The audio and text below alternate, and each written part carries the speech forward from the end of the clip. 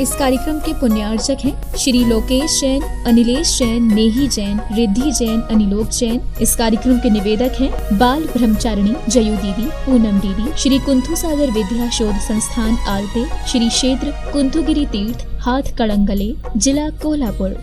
मंगलम गौतमो गणी मंगलम कुंद कुंदाद्यो जैन धर्मो सुमंगलम सर्वमंगल मांगल्यम सर्वकल्याणकारकम प्रधानम सर्वधर्मानां जैनम जयतु शासनम।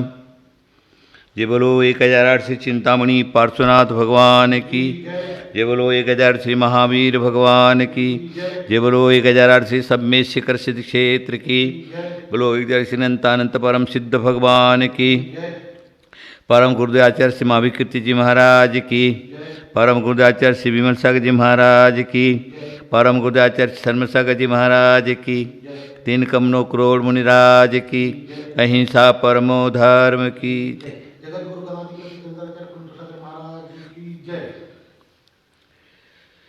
हाँ देखिए, अभी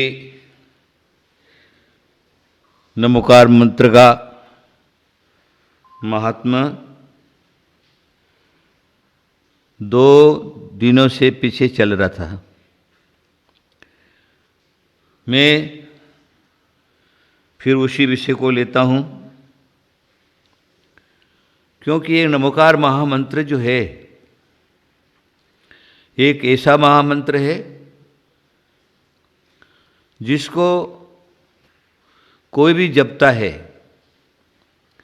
कभी भी जपता है, कैसे भी जपता है, उसके जीवन में अच्छा ही अच्छा होता है। जैसे किसी के हाथ में मिश्री है, मिश्री का डला है, वो मिश्री के डले को कैसे भी खावे, कभी भी खावे और कितना भी खावे तो भी उसको मीठा ही लगता है, उसके मिठास में कमी नहीं आती। सोता हुआ खा रहा है तो, नींद में रखा हुआ है तो, कहीं जा रहा है तो, किसी से बात कर रहा है तो, मतलब कहीं पर भी वो मिश्री के डले में कड़वाहट नहीं होती। उसी प्रकार ये जिनेंद्र भगवान के द्वारा प्रतिपादित नमोकार महामंत्र है, उसको जीव कैसा भी जपे, कहीं पर भी जपे, किसी प्रकार भी जपे,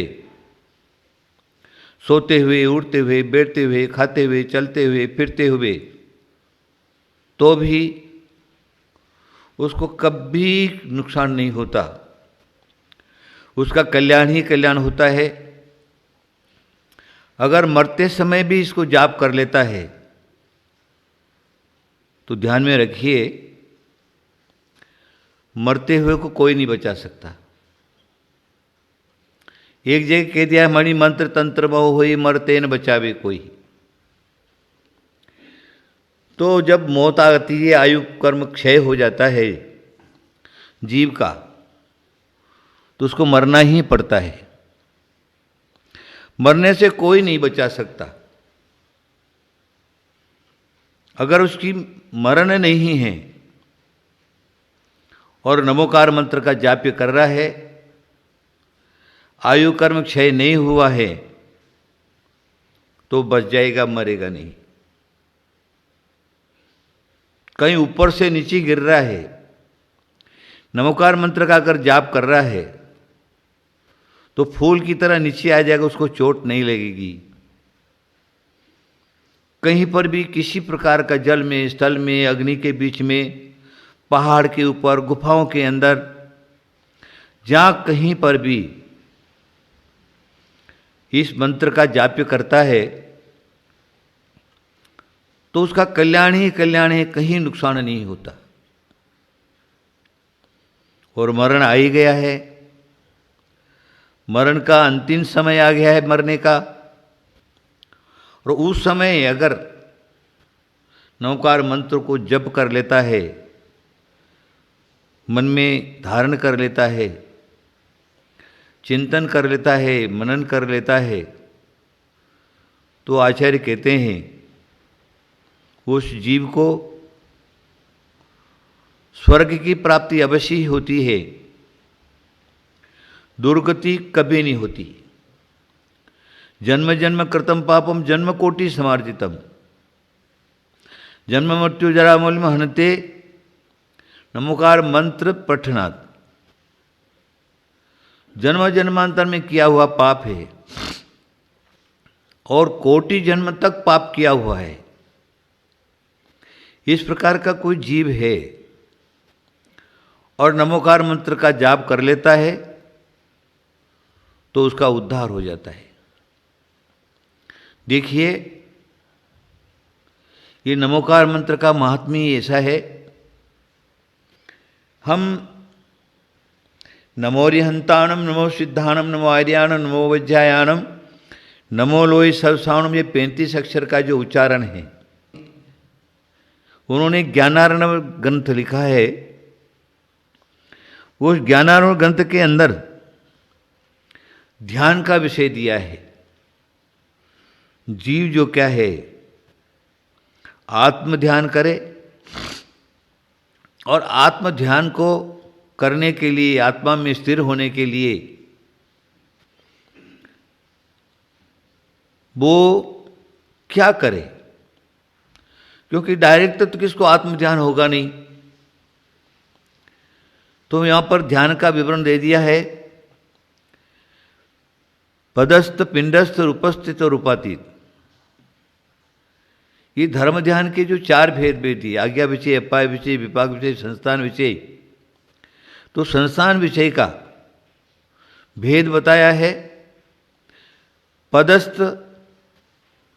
पदस्थ ध्यान जो है, कहते पदस्थम मंत्र वाक्यस्थम। पदस्थ ध्यान जो करता है तो वो मंत्र वाक्य का ध्यान करता है, मंत्रों का। वो कौन से मंत्र हैं? देखिए, हमारे जैनागम के अंदर मंत्रों के हजारों भेद है। मंत्र शास्त्र एक महासमुद्र के समान है, उसकी था कोई नहीं पा सकता। बड़ा कठिन काम है, वैसे तो उपलब्धि ही नहीं होता। उपलब्ध हुआ भी है तो किंचित कहीं पर भी थोड़ा थोड़ा। तो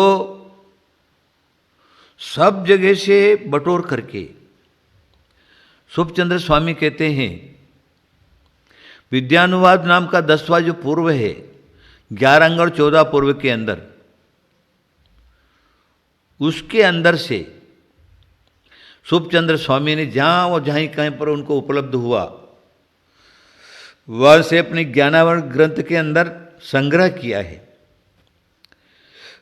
उसको नाम दे दिया है पदस्थ ध्यान। तो पदस्थ ध्यान में 35 अक्षरों का, 16 अक्षरों का, 6, 5, 4, 3, 2 और 1, इन मंत्रों का ध्यान करें। ये सारा का सारा ध्यान करने से क्या होगा? जो छद्मस्त है, अज्ञानी है, उसकी ज्ञान की वृद्धि हो जाएगी, स्वाध्याय करने में मन लगेगा, श्रुतधर बन जाएगा। विशेष प्रयत्न करेगा तो श्रुतक केवली हो जाएगा। उससे विशेष प्रयत्न करेगा तो केवल ज्ञान प्राप्त कर लेगा, मोक्ष की प्राप्ति कर लेगा। तो उस ज्ञानारण ग्रंथ में पदस्थ ध्यान के अंतर्गत सुभचंद्र स्वामी ने अनेक प्रकार के मंत्र दिए हैं, अनेक प्रकार के।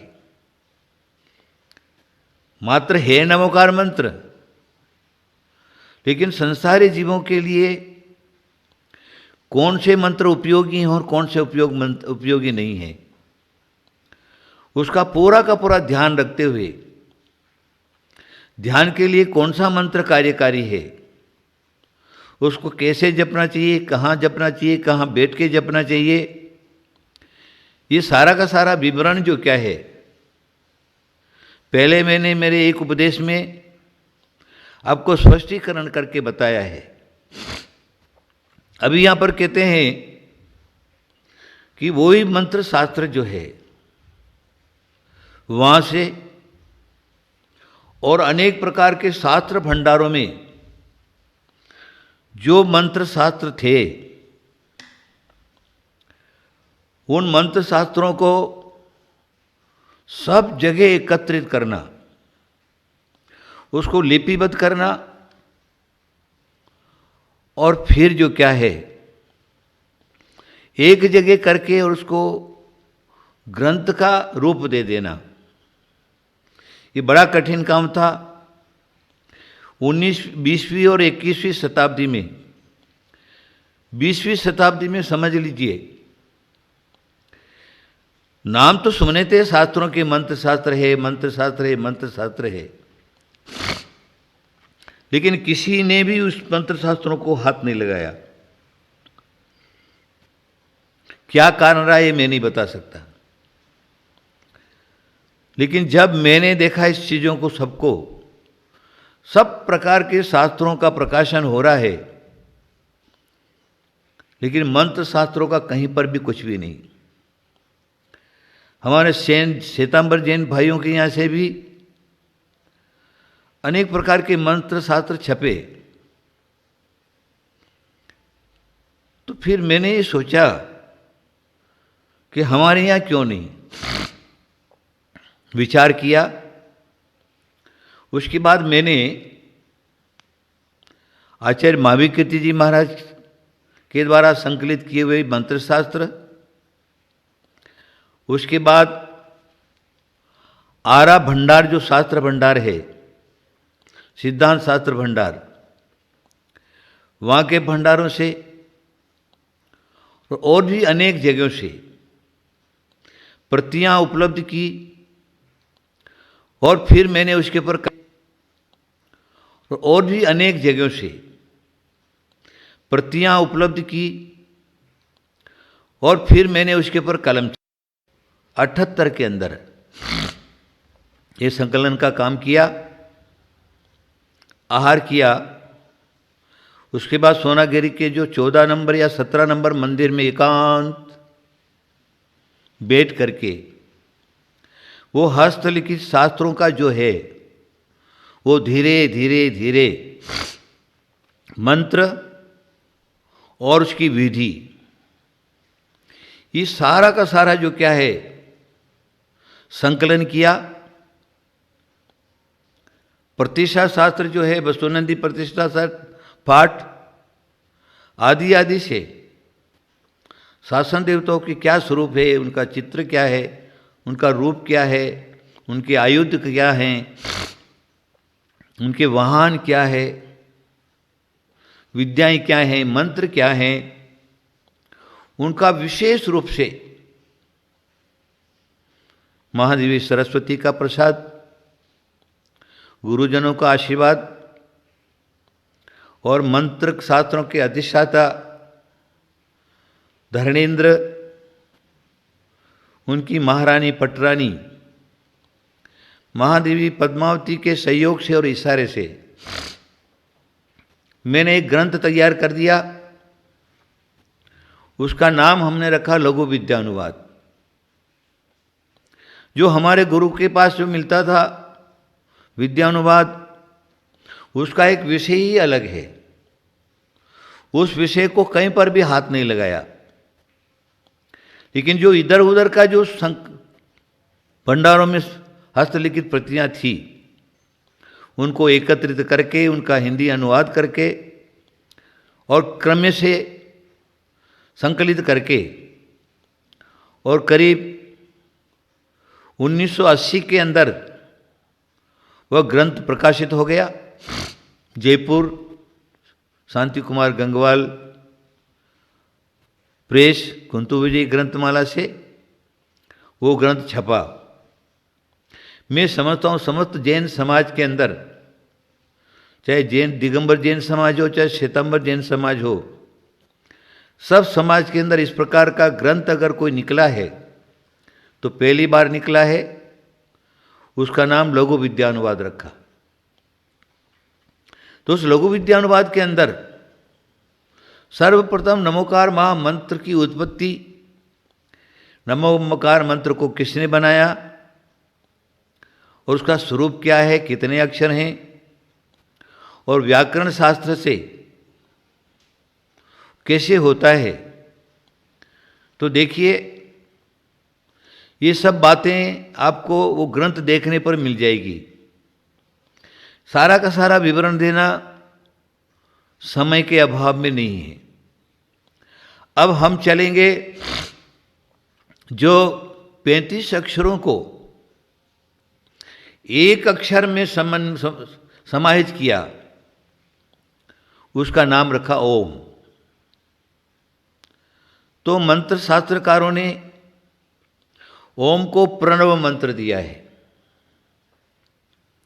प्रणव मंत्र, मंत्र के अक्षर, उसके साथ में बीजाक्षर और बीजाक्षर के साथ में पल्लव, ये सारे के सारे, इनको सबको एक जगह इकट्ठा किया तो एक मंत्र बन जाता है। उदाहरण के लिए मैं आपको बताऊंगा, क्योंकि प्रणव मंत्र है, मैंने आपको बताया था, अरहंताणम सिद्धाणम आचार्याणम वज्रायणम लोहि सब साहुणम, सबका एक एक अक्षर लेकर के हमने उसको ओम रूप दे दिया। अब क्या है, उसको हमने, हमारे आचार्यों ने प्रणव मंत्र कहा है। तो जो भी मंत्र तैयार होता है उस मंत्र के पहले प्रणव लगाया जाता है, क्योंकि बीजाक्षरों को शक्ति देने का काम वो प्रणव मंत्र का है। खाली अकेले अक्षर हैं, अकेला बीज है, पल्लव नहीं है और प्रणव नहीं है, तो मंत्र अक्षर कोई काम नहीं करेगा। इसलिए पहले ओम, उसके बाद लास्ट में पल्लव। पल्लव के बारे में मैं पहले बाद में आपको समझाऊंगा।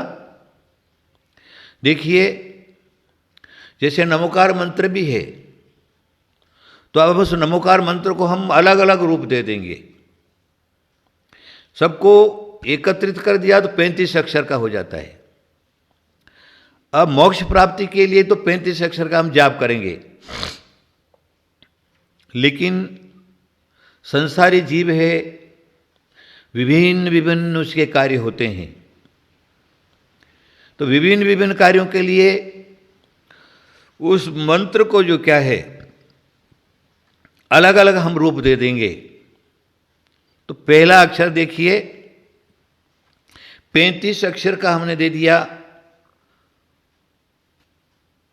अनंत का अ लिया, सी का स लिया, सी लिया, आचार्य का आ लिया, उपाध्याय का ओ लिया और साधु का सा लिया। तो अब हम सब इनको सबको मिला देंगे। ओम असी आऊसा नमः, ये एक मंत्र तैयार हो गया। इसमें भी पंच परमेष्टि निहित है। पंच परमेष्टि को छोड़ करके मंत्र नहीं है। नमोकार मंत्र को छोड़ करके, क्योंकि उसको शक्ति है, इंजन है। जैसे गाड़ी के लिए इंजन होता है, शक्तिमान होता है, जितने हॉर्स का इंजन होता है उतना ही तेज गाड़ी भागता है। उसी प्रकार ये अक्षरों के पीछे जो का है नमोकार मंत्र, जो इंजन की तरह है, संसारी जीव को तेजी से भगाना, कितना तेजी से भागता है वो, उसके हिसाब से वो मंत्र होता है। तो अभी क्या बता दिया मैंने आपको, ओम असी औसा नमः, या एक मंत्र तैयार हो गया। साधारण बात है, हमको कुछ भी नहीं आता है। 35 अक्षर का उच्चारण हमको ध्यान में नहीं रहता है। तो आचार्य क्या कहते हैं, ओम का साथ में लो, फिर 80 औसा नमः करो, तो डबल शक्ति हो गई। ओम भी नमोकार मंत्र रूप में और 80 औसा ये भी नमोकार मंत्र में। तो नमोकार मंत्र की डबल शक्ति हो गई। इस डबल शक्ति को अगर हमने नमः लगा दिया तो नमस्कार रूप में हो गया। चलो ठीक है। अब हमें सांसारिक कार्यों के लिए करना है। अनेक प्रकार के जीवों के भाव हैं और उन भावों के अनुसार उसको जो क्या है मंत्र बनाना है। तो क्या करेगा व्याकरण से पहले मंत्र जो क्या है वो हमारे लिए कार्य रूप में होगा या नहीं होगा। तो उसके लिए भी देखने के लिए एक विषय बताया है, एक विषय बताया है और उसमें मंत्र को लिखा है। मंत्र के जितने अक्षर हैं उनको गिनती करो, फिर अपने नाम के अक्षरों को मिलाओ। दोनों को मिला दिया, उसके बाद 3 गुणा कर दो। जैसे नमोकार मंत्र के 35 अक्षर और कुंतु सागर 5 अक्षर हो गए। 35 और 5 कितने हो गए? 40 हो गए। अगर हम इसको मंत्र शास्त्र के या नामाक्षर के 3 गुणा कर देते हैं, सबको मिला करके फिर भाग दे देते हैं, तो 3 का भाग देना है उसके अंदर। तो 3 का अगर भाग दे दिया तो 2 बचे या 3 बचा या 0 बचा। उसके हिसाब से सिद्ध, साध्य और शत्रु ये मंत्र का हो जाता है। तो अगर शत्रु है तो मंत्र उसके लिए काम नहीं करेगा। उसको सिद्ध करना सिद्ध से होगा या साधना से होगा। तो उसमें क्या एक अक्षर और मिला देंगे। एक अक्षर और मिला जाने से गिनती में आगे पीछे हो जाएगा, भाग में आगे पीछे हो जाएगा और फिर जो क्या है वो मंत्र जो है उसके लिए सिद्ध रूप में हो जाता है। ये सारे के सारे मंत्र को अपने लिए योग्य है या नहीं जानकारी के लिए विधि बताई है। चलो ये सब उलझन का काम है। अब बेचारा गृहस्थी कहाँ जोड़ लगाएगा, कहाँ भाग लगाएगा, कहाँ मंत्राक्षर लगाएगा, कहाँ क्या करेगा। इसलिए उसको ज़्यादा चक्कर में नहीं डालते हुए सीधा साधा बता दिया, ओम 80 औसाय नमः मम सर्व कार्य सिद्धिम कुरु कुरु स्वाहा। सीधी सादी बात। क्या लगाएंगे? ओम 80 औसा नमः मम सर्व कार्य सिद्धिम कुरु कुरु स्वाहा। स्वा एक पूरा का पूरा मंत्र हो गया।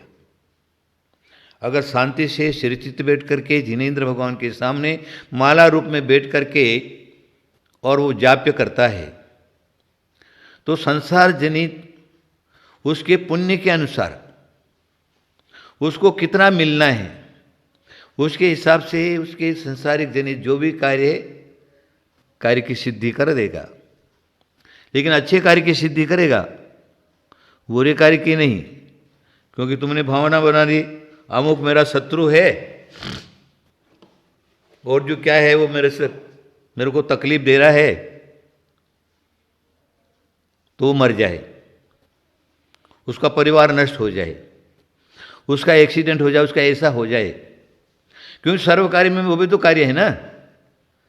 तो इस प्रकार का अगर वो विचार करके करता है तो आचार्य कहते उसका काम नहीं होगा। यहाँ पर सर्व कार्य सिद्धि में उसकी योग्यता से उसके भाग्य के अनुसार जो मिलना है तो उसके हिसाब से उसका कार्य सिद्ध हो जाएगा, अवश्य होगा। मैंने आपको पहले प्रवचनों में बताया कि श्रद्धान की परम आवश्यकता है। मैं और आपको आगे श्रद्धान के विषय में बताऊंगा, तो उसके कार्य की सिद्धि हो जाती है। ये साधारण मंत्र है। उसके बाद जो दरिद्री है और उसको जो क्या है व्यापार में लाभ नहीं हो रहा, बहुत परेशान हैं, तो आचार्य ने उसके लिए एक मंत्र दिया है, ओम ह्रीं श्रीं क्लीं महालक्ष्मी नमः। ओम ह्रीं श्रीं क्लीं महालक्ष्मी नमः। मम व्यापारे लक्ष्मी लाभम कुरु कुरु। अब यहां पर स्वा नहीं लगाएंगे क्योंकि शांति कर्म नहीं कर रहा है। यहां क्या करेगा, लक्ष्मी को आकर्षण करना है, तो वो वहां पर क्या लगाएगा, वोषट पल्लव लगा देगा। देखिए, पल्लव के विषय में मैं थोड़ा सा प्रकाश डाल देता हूं आपको। हमारे 8 पल्लव बताए हैं शास्त्रों, मंत्र शास्त्रकारों ने। शांति कर्म है, पौष्टिक कर्म है, वशी कर्म है, आकर्षण कर्म है, स्तंभन कर्म है, मारण कर्म है, विद्वेषण कर्म है, उच्चाटन कर्म है। तो इनमें चारों का तो आचार्यों ने निषेध लिखा है, लेकिन 4 जो है वो साधक कर सकता है। शांति कर्म में स्वाहा पल्लव लगाएगा, और पौष्टिक कर्म में हमारी बात की पुष्टि हो, उसमें जो क्या है वह वोषट लगा देगा। उसके बाद वशीकरण करना है तो वशट लगा देगा, और आकर्षण करना है, आधी आधी में ज़्यादा उसमें नहीं जाऊंगा, क्योंकि वशीकरण कर्म में भी परिणामों में थोड़ी खराबी आती ही आती है। इसलिए विशिष्ट कार्य के लिए वशीकरण करने का भी आचार्यों ने कहीं कहीं पर दिया है, लेकिन ज़्यादा करके शांति कर्म ही जो है वो बताया है। उसके बाद आकर्षण कर्म करना है, तो आकर्षण कर्म के लिए लिख दिया है उन्होंने, हाँ, दक्षिण दिशा में बैठ जाए। वशीकरण करना है तो उत्तर में बैठ जाए, और शांति कर्म करना है तो पश्चिम दिशा में बैठ करके स्फटिक की माला से सफ़ेद कपड़ा, सफ़ेद आसन, ये सार का सार लगा करके और जाप करे तो उसके कार्य की सिद्धि हो जाती है। चलो, ये सारी पल्लव की बातें हैं। तो मैंने अभी आपको बताया,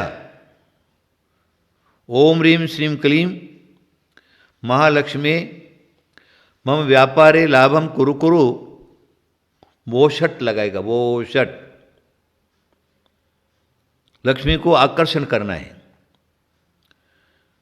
तो उसके भाग्य के इस हिसाब से उसको व्यापार में लाभ होने लगेगा, आदि आदि। वैसे और भी बीजाक्षर हैं, अभी बताए हैं आचार्यों ने। ओम प्रणव मंत्र हो गया, ओम ह्रीं जो क्या है माया बीज हो गया, श्रीम जो है वो लक्ष्मी बीज हो गया, ओम ह्रीं श्रीं क्लीं जो क्या है उसको काम बीज भी कहा है। ओम ह्रीं श्रीं क्लीं महालक्ष्मी नमः। लक्ष्मी जो है उसको हमें आकर्षण करना है हमारी तरफ, तो आगे जा कर के मम व्यापारे लाभम कुरु कुरु वोषट, ये मंत्र लगा दिया। तो क्या है, उसको अवश्य लक्ष्मी लाभ होगा, ऐसा नियम है। देखिए, मंत्र शास्त्रों के बारे में मैं यहाँ पर बताने के लिए बैठा हूँ, तो मंत्रों की आराधना अगर अच्छी क्वालिटी के साधु हैं, ज्ञानी ध्यानी हैं, परोपकारी हैं, तो वो भी आत्मकल्याण के साथ में परोपकार के लिए कुछ मंत्रों की साधना कर सकते। उसके लिए मैं आपको कुछ मंत्रों का यहाँ पर जो है बताऊंगा। अब देखिए, हमारे यहाँ पंच परमेष्ठी रूप में राम रीम रूम रौम रह, ये बीजाक्षर हैं। इन बीजाक्षरों को अब हमको इसको मंत्र बनाना है। तो एक मंत्र बनेगा ओम राम रीम रूम रौम रह अस्य औसा नमः। ये एक मंत्र बन गया। इस मंत्र को हम सिद्ध स्वरूप में भी कह सकते हैं, सिद्ध चक्र रूप स्वरूप में भी कह सकते हैं, और शांति मंत्र के रूप में भी कह सकते हैं। क्योंकि अब ओम, यहाँ पर मंत्र जो शास्त्र है, उस शास्त्र के हिसाब से राम अरहंत रूप में, रीम सिद्ध स्वरूप में, ओम राम रीम रूम उपाध्याय स्वरूप में, आचार्य स्वरूप में, और ओम राम रीम रूम रौम उपाध्याय स्वरूप में, ओम रह साधु स्वरूप में। तो आचार्यों ने एक तरीका ये भी बताया ज्ञानारोहण के अंदर। तो हम क्या करेंगे, ओम राम रीम रूम रह असी औसा, त्रिबल शक्ति हो गई। नमा जरूर लगाएंगे। नमा लगाने के बाद अब हम क्या करेंगे, हमको क्या चाहिए, हमको या सामने वाले को, हम अपने लिए लगाएंगे तो मम सर्व रोगोपद्रव शांति में कुरु स्वाहा, शांति करना है रोग को। इसलिए हमारे जो संत लोग हैं वो इस मंत्र को, जो रोगी शोकी आदि व्याधि से पीड़ित हैं, तो इस मंत्र का जाप्य कर सकते हैं। ओम राम रीम रूम रह श्यावसा नमः मम सर्वरोगोपद्रव शांतिम कुरु स्वाहा। अथवा हमको ऊपर की कोई बाधा है तो भूत प्रेत डाकनी शाकनी आदि रोगोपद्रव शांतिम कुरु स्वाहा। अथवा हमारे पर ये शंका है कोई हमारे पर कुछ कर रहा है, मंत्र तो वही रहेगा, लेकिन हम क्या लगाएंगे, ओम राम रीम रूम रह अस्य औसा नमः मम परकृत दुष्ट विद्या निवारणम कुरु। अब हम सामने वाले की शक्ति को हमें रोकना है। तो यहां पर स्तंभन कर्म के लिए बताए ठट ठट ठ। तो क्या है ठट ठट पल्लव, जो क्या है वो स्तंभन कर्म में काम आता है। उपद्रव जो हमारे पर हो रहा है, उस उपद्रव को रोकने के लिए ढाल की तरह काम करेगा। और वो जो क्या है, हमारे पर कोई दुष्ट यंत्रादि बाधा दे रहे हैं तो वो रुक जाएंगे, या किसी के द्वारा हमारे पर उपद्रव हो रहा है, मंत्र तंत्रों का प्रयोग हो रहा है, जादू मंत्र टोना टोटका आदि का प्रयोग हो रहा है, तो प्रयोग वहाँ का वहीं स्तंभित हो जाएगा। ठट ठट ठ लगाने, 3 बार ठट ठट लगाना है। समझ में आ गया आपको? एक बार फिर उच्चारण कर देता हूँ। ओम राम रीम रूम रौम रह अस्य औसा नमः मम परकृत विद्याम निवारणम कुरु ठट ठट ठ। अथवा भूत प्रेत व्यंतर डाकनादि कृत उपद्रव ठट ठट ठट स्वाहा, ये हमने लगा दिया तो देखिए शरीरकृत आदिवादी रोग शोक पीड़ा है तो वो दूर हो जाएगी, दूसरे के द्वारा उपद्रव हो रहा है तो वो दूर हो जाएगा। अथवा बहुत से लोगों को शंका हो जाती है कि हमारे ऊपर जो क्या है भूत प्रेत हमको सता रहे, ऐसे सपना आने लगते हैं, अथवा नींद में से उठ करके बैठ जाता है, अथवा घर में उसको दिखता है कोई चल रहा है, आवाज़ सुनाई दे रही है, अथवा शरीर में जो क्या है पीड़ा हो रही है, इस प्रकार का है। तो ये मंत्र का प्रयोग करने से उसके पास कोई भी नहीं आएगा। देखिए मैं समझता हूँ इस मंत्र का भी साधु संत प्रयोग अपने लिए भी कर सकते हैं और दूसरे के ऊपर करना है प्रयोग। तो मम की जगह पर वहाँ पर एक देवदत्त शब्द आता है मंत्र शास्त्रों में। तो देवदत्त मतलब सामने वाला, तो सामने वाला कोई धूलचंद नाम का व्यक्ति है, तो वहाँ पर मम की जगह पर धूलचंदस्य, कन्हैयालालस्य, रूपचंदस्य आदि जिसका हमको पूरा उसका नाम हमने उच्चारण करके दे दिया और फिर आगे का जो है करके हमने कर दिया तो सामने वाले का जो है उसके भी रोगोपद्रव सारे के सारे शांति हो सकते हैं। तो उसके लिए स्वयं जाप नहीं करे, उसके लिए स्वयं करने की कोई आवश्यकता नहीं। वो सामने वाला पात्र कैसा है उस पात्र को देख करके और उसको लिखवा देगा, लिख करके दे देगा, भाई तू जो क्या है तू घर में बैठ करके या जिनेंद्र भगवान के सामने बैठ करके इस मंत्र का 5 माला, 11 माला, 1 माला, 2 माला, जैसे भी तेरी शक्ति हो उसका तू उच्चारण कर, उसका तू जाप्य कर। तो तेरे पर आई हुई जो चाहे दरिद्रगत है, चाहे परकृत है, चाहे ऊपर की बाधा है, इस प्रकार कोई भी तुम्हारे पर तुमको अपनी आपत्ति दिख रही है तो वो आपत्ति दूर हो सकती है। ये मंत्र शास्त्रज्ञों ने कहा है। तो क्या है, अब हमने आपको इस रूप में दे दिया। दूसरे रूप में एक बताया है, ओम राम नमो रहंताणम, ओम रीम नमो सिद्धाणम, ओम रूम नमो आयर्याणम, ओम रौम नमो विज्ञायाणम, ओम रह नमो लोई सब साहुनम।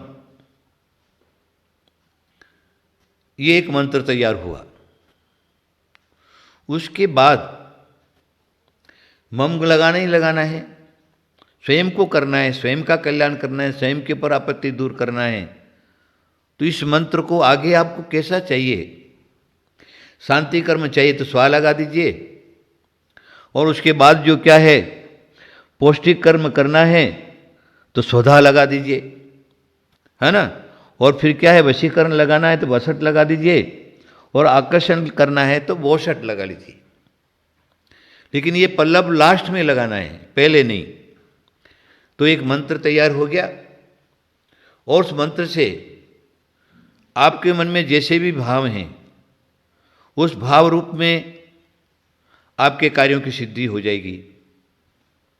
देखिए मैंने आपको पहले ही बताया कि ये मंत्र जो हैं बड़ी बड़ी ताकत रखते हैं, बड़ी बड़ी ताकत। जब मैंने मंत्र शास्त्र के समुद्र में जब गोता लगाया तो उसके अंदर से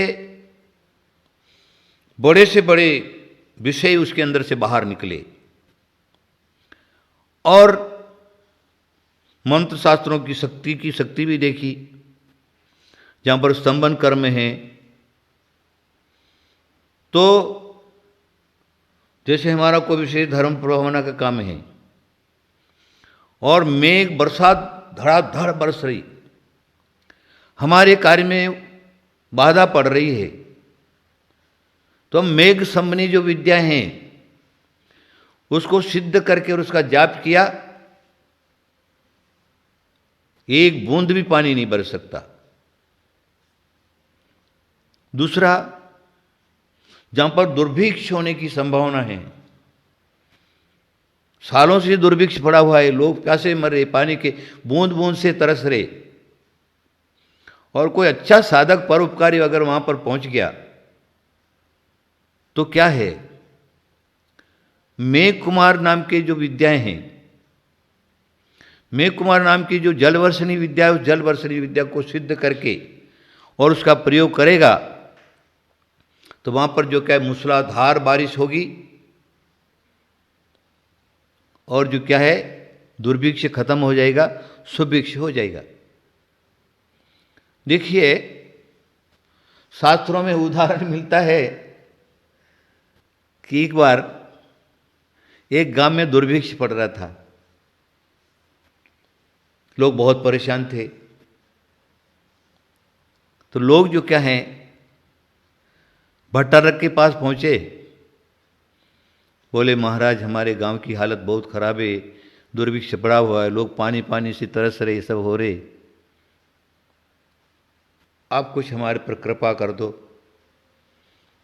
आप जानते हैं साधु लोग दयालु होते हैं, दया आ गई, परोपकारी। उसको कहा कि देख, मैं साधना करता हूं, ये कटोरा देता हूं, ये कटोरा तू रख देना, है ना, और कटोरा भर जाए तो आकर के बता देना। साधना के लिए बैठ गए। अब मेघ घुमड़ करके आए और बारिश चालू कर दी, मूसलाधार बारिश पड़ रही, बारिश रुकने का काम नहीं। लोग फिर परेशान हो गए, या तो पानी था नहीं और इतना पानी बरस रहा, अब क्या करें। तो जिसको कटोरा दिया था ना, उसको लोग बोले महाराज ये क्या हो गया, तो बहुत परेशान हो रहे। तो अरे बोले मैंने उसको कटोरा दिया था ना, तो उसको बोला था कटोरा भर जाए तो आ करके बता देना। उसने क्या किया, कटोरा सीधा न करके उल्टा रख दिया। अब उल्टा रख दिया तो कटोरा कैसे भरेगा, कटोरा नहीं भरा। जा करके देखा, अरे बोले सारा उल्टा हो गया। लोगों ने उसको कटोरे को वापस सीधा किया और 10 मिनट में कटोरा भर गया। बोले महाराज कटोरा भर गया है। उन्होंने साधना बंद की, बरसात रुक गई। इस प्रकार पहले जो यति मुनि भट्टारक लोग साधना वगैरह करते थे और परोपकार के लिए उनकी विद्याओं का प्रयोग भी करते थे। बहुत सारे विषय हैं, चलो ठीक है। अगर साधु संत जो हैं इस काम को करना चाहते हैं तो देखिए, एक हमारे यहाँ 10 भक्ति नाम की किताब है, उसमें दीक्षा विधि लिखी हुई है।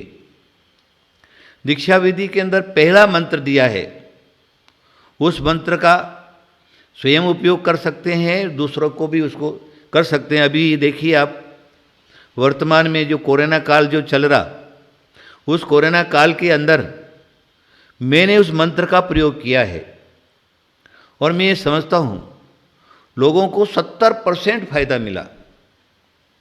जिसका भी सब फोन आता था कि महाराज हमको कोरोना हो गया है, हॉस्पिटल में भर्ती हैं, तब फिर मैंने उसको मंत्र को सुनाया। मंत्र सुनिए, ओम नमो औरते भक्ते पशुना शेष कलमसाय दीव तेजो मूर्ति नमासि शांतिनाथा शांतिकराय सर्पापनाशय सर्वविनाशाय सर्वोगापतुनाशय परकृत क्षुद्रोपद्र विनाशय क्षामर रावण विनाशय ओम राम रीम रूम रा सर्गोपद्र शांतिम कुरकुरु स्वाहा। ये मंत्र मेरा स्वयं स्वतः सिद्ध है और जिसके ऊपर भी प्रयोग करता हूँ इसका, तो मैं समझता हूँ हजारों लोगों ने इस मंत्र को सुना है और हजारों लोग जो इस मंत्र को सुनने के बाद उन्होंने शांति महसूस की है। मरते हुए एक बार मरण के मुख से वापस लौट करके आ गए। इस प्रकार का मेरा एक अनुभव है। उसके बाद मैंने अभी थोड़े दिन पहले एक महाहवन रखा था, 21 फुट का कुंड तैयार करके और 1008 नारियों की आहुति जो क्यों लगाई, उसमें हमारा मंत्र का प्रयोग था ओम ह्रां ह्रीं नोम्र अस्यावसा भारत देशस्य कोरोना वायरस व्याधि निवारणम कुरु कुरु ठठ ठठ स्वाहा।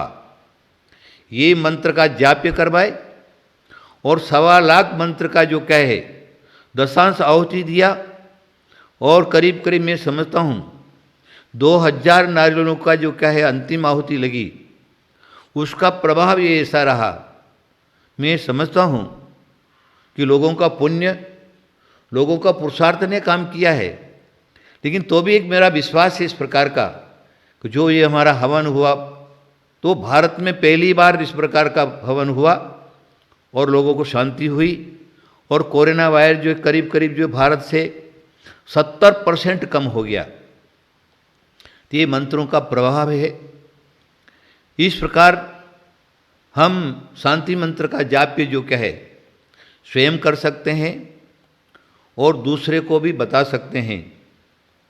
उसके बाद कलिकुंड मंत्र है ओम ऋश्री पार्श्वनाथ जिनेन्द्रा धरणी प्रदम सीताय ठमल ब्रियम क्षमाम क्षमीम सुमुम समम स्वा कलिकुंडन स्वामीना तुल ब्रह्मा क्रमाय साक्यादि भयोसम आत्मविद्याम रक्ष रक्ष पर विद्याम छिंद हूँ फट स्वाहा। इतना बड़ा मंत्र किसी को याद नहीं रहेगा, तो छोटा सा मंत्र भी कर सकते हैं। ओम ऋश्री धरणेन्द्र पद्मावती सहित कलिकुंड चिंतामणि पार्श्वनाथाय नमः, इतना भी जाप्य कर दिया तो भी उसे कार्य की सिद्धि होगी। देखिए, मैं पूरा का पूरा मंत्र शास्त्र खोल करके बैठा हूँ, लेकिन इतनी रामायण आपके सामने कहाँ गाऊंगा। तो क्या है, मैं इस विषय को अब संकोचित कर देता हूँ, क्योंकि आज का दिन ये 3रा प्रवचन है और मैं ये समझता हूँ इसको महीनों भी अगर मैंने चलाया तो ये कभी भी पुराण खत्म होने वाला नहीं। हजारों मंत्र है, हजारों मंत्र, हजारों यंत्र है, हजारों तंत्र है, तो विषय कभी समाप्त नहीं होगा। तो मेरा आप सब लोगों को इतना ही कहना है कि सारे के सारे जो क्या है हमारे इसमें लिखा है, देखो रोग निवारण, ज्वर निवारण, ज्वर निवारण के लिख दिया ओम रीम नमो हिंताणम, ओम रीम नमो सिद्धाणम, ओम रीम नमो आर्याणम, ओम रीम नमो विज्ञायानम, ओम रीम नमो लोई सब साहूणम। ये मंत्र हो गया। अब किसी को जोर से बुखार चढ़ा है तो क्या करेगी, चद्दर ले लो, चद्दर का कोना ले, मंत्र पढ़ते जाओ और इस मंत्र को 108 बार जाप करो। उसके कोने को गांठ लगाते रहो, गांठ लगाते रहो, बने मोड़ते रहो, मोड़ते रहो, मोड़ते रहो। और जब 108 मंत्र पूरे हो जाए तो जिसको बुखार चढ़ा है उस चद्दर को उसको ढाक दो, ओढ़ा दो उसको। तो कैसा भी ज्वर हो, एकाएक हो, द्वाहिक हो, त्रायिक हो, चातुर्थिक हो, तो कैसा भी बुखार हो, तो उस बुखार को जो क्या है वो दूर कर देता है। बंदी खाना निवारण मंत्र है, सब मैंने निशान लगा के रखे हुए हैं इसमें। फिर इसमें क्या है, चोरबेरी निवारण मंत्र है ना, प्रमुख प्रमुख इस प्रकार के मंत्र है। द्रव्य प्राप्ति मंत्र है, सर्वसिद्धि मंत्र है, इस प्रकार के अनेक मंत्र है। चलो अब इस पुराण को मैं बंद कर देता हूँ। देखिए, तो अब हम क्या करना है, ये सारा का सारा हमने आपको बताया।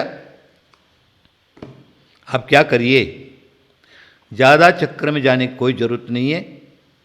जितना आप कर सकते हैं उतना करने का, लेकिन श्रद्धापूर्वक करने का। श्रद्धा आपकी रही तो कार्य होगा, और श्रद्धा नहीं रही कोई कार्य नहीं हो सकता। देखिए, एक उदाहरण देता हूँ। हमारे प्रथमान योग ग्रंथ हैं, प्रधानुयोग ग्रंथ के अंदर नमोकार मंत्र का महात्मा बताते हुए एक कथा लिखी हुई है। चंपापुर में एक सेठ रहता था, उसके यहाँ एक गाय चराने वाला ग्वाला था।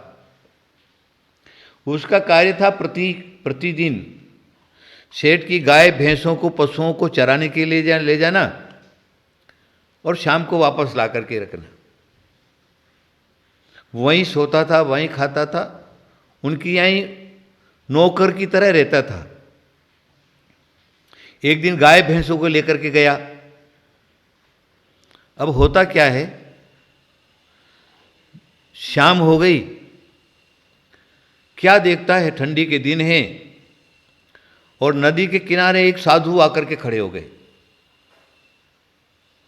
हमारे श्री के साधु, दिगंबर निग्रंथ साधु, जिनके पास कोई आवरण नहीं, नदी के किनारे, ठंडी का दिन।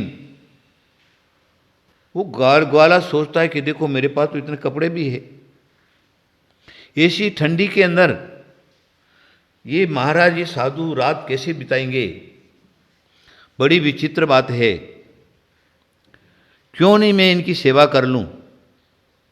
जल्दी जल्दी गाय भैंसों को लेकर के गया। सेठ का काम करने के बाद रात्रि को वापस आया। वापस आकर के देखता है तो मुनि महाराज वैसे के वैसे खड़े हैं। भयंकर ठंडी पड़ रही, कांप रहे लोग।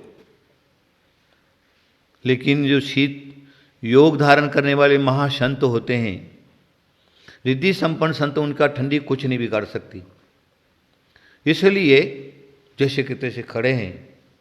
लेकिन वो ग्वाला अंदर अंदर से डर रहा, रही रात में तो ये साधु क्या होगा क्या नहीं होगा। तो उसने क्या किया, रात भर मुनि महाराज की सेवा करता रहा।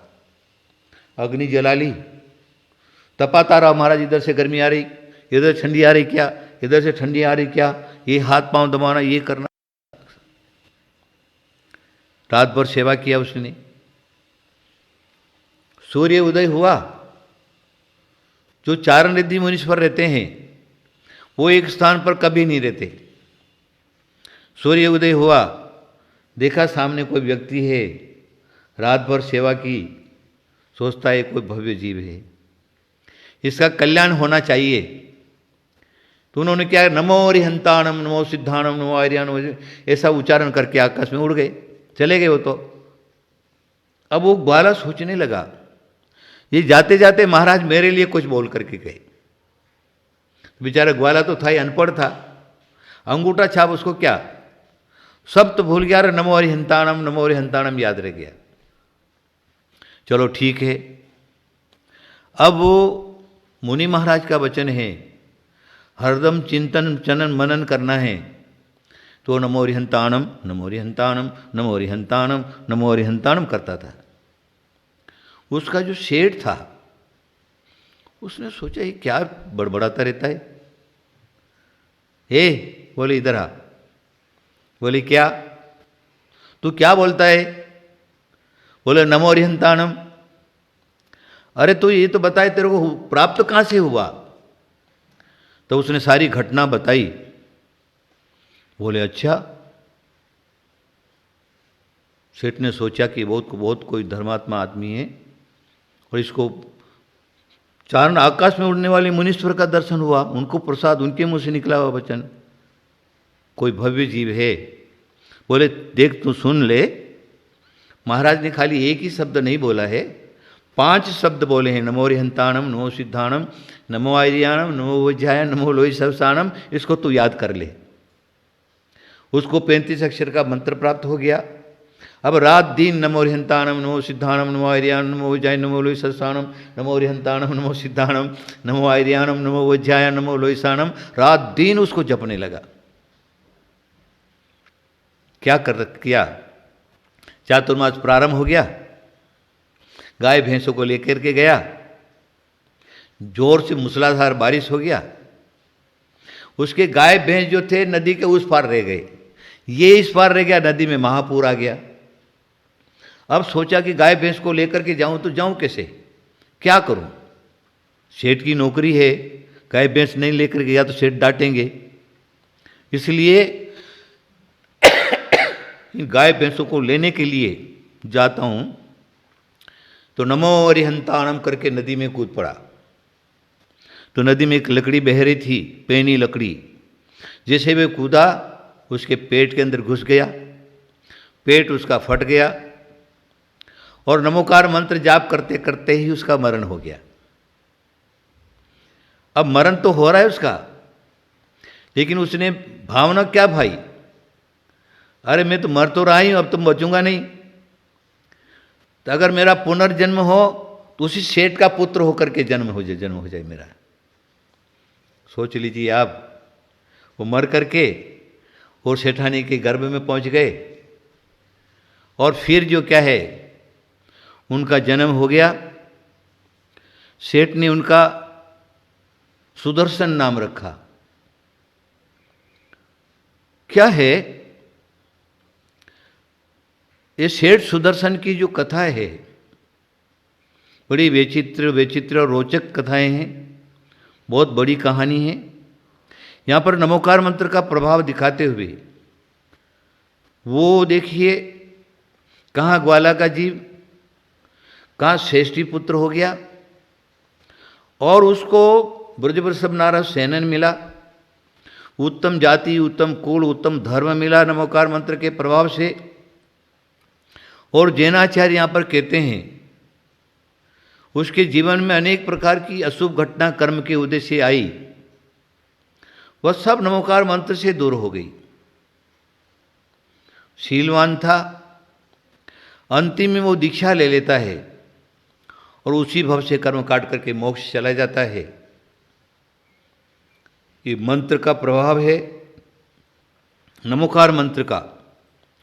और नमोकार मंत्र का फल यह है कि कैसा भी किसी प्रकार का जीव है उसके पुण्य से उसको नमोकार मंत्र उसको मिल जाता है, तो वो श्रद्धा से अगर उसका जाप्य करता है, मनन करता है, चिंतन करता है, अनुष्ठान करता है, तो चाहे वो दरिद्री हो, चाहे वो सेठ हो, चाहे कोई किसी जाति धर्म का हो, चाहे चतुर्वेदी संघ जो हैं, मुनि, आरिका, श्रावक, श्राविका, ब्रह्मचारी, ब्रह्मचारिणी आदि कोई भी हो, इसको श्रद्धापूर्वक जाप करेगा तो इस भव में भी सुख की प्राप्ति होगी और नियम से पर भव में मोक्ष जाएगा।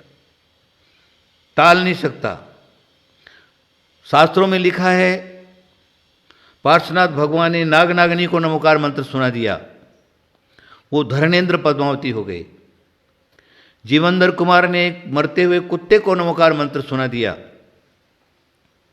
वो कुत्ता जो क्या है मर करके देव पर्याय में चला गया, यक्ष बन करके पैदा हुआ और उसने जीवंदर स्वामी की पदे पदे जो क्या है उनकी सहायता की। इस प्रकार बहुत सारे जो जीव हैं, बेल के जीव को पद्मरुचि सेठ ने नमोकार मंत्र को सुना दिया। वो पद्मरुचि सेठ जो क्या है आगे जा करके मर्यादा पुरुषोत्तम राम होते हैं और वो बेल जो है मर करके सुग्रीव होता है, ऐसा पद्म पुराण आदि आदि में लिखा हुआ है। तो ये सारे मंत्रों का प्रभाव है भव्यात्माओं, नमोकार मंत्र का महात्म्य है। उनको मन वचन काय से कृतकारित अनुवंदना से श्रद्धापूर्वक मन में धारण करके और उसका जाप्य करिए, मनन करिए, चिंतन करिए, अनुष्ठान करिए। आपको कभी किसी प्रकार की कोई कमी नहीं रहेगी। इस भव में भी सुख की प्राप्ति होगी और परभव में सुख की प्राप्ति होगी। अगर आप सच्चा सुख चाहते हो तो और कुछ नहीं कर सकते तो नमोकार मंत्र को कभी मत छोड़ो, आपका कल्याण ही कल्याण होगा।